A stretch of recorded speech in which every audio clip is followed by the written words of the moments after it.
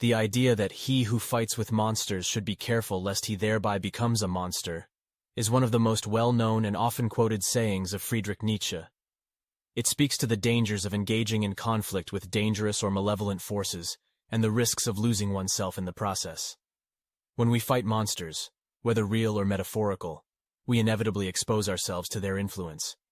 In the process of battling them, we may become desensitized to violence and cruelty, and begin to adopt some of the same behaviors we are fighting against.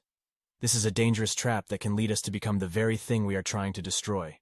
His quote goes on to say, "Gaze long into an abyss. The abyss will also gaze into thee." Nietzsche warns us that when we delve too deeply into the darkness, we risk being consumed by it. The abyss represents the darkness within ourselves, our own demons and fears. And if we stare into it for too long, we may lose ourselves in the process. The image of the abyss is a powerful one, evoking feelings of vertigo and terror. It is a metaphor for the unknown and the uncertain, representing the void that lies at the heart of all existence. Nietzsche is telling us that when we confront this darkness, we must be prepared for what we may find.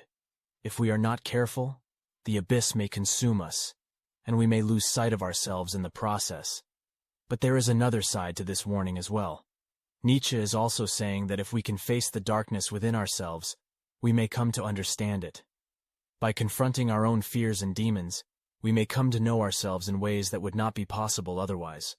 We may discover hidden strengths and resources that we never knew we had. This is the essence of Nietzsche's philosophy. The idea that the greatest challenges we face are also the greatest opportunities for growth and self-discovery. By facing our own darkness, we may transcend it and emerge stronger, wiser, and more compassionate. So what does all of this mean for us in our daily lives?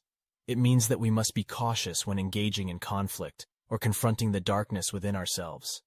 We must be aware of the risks involved and take steps to protect ourselves from being consumed by them.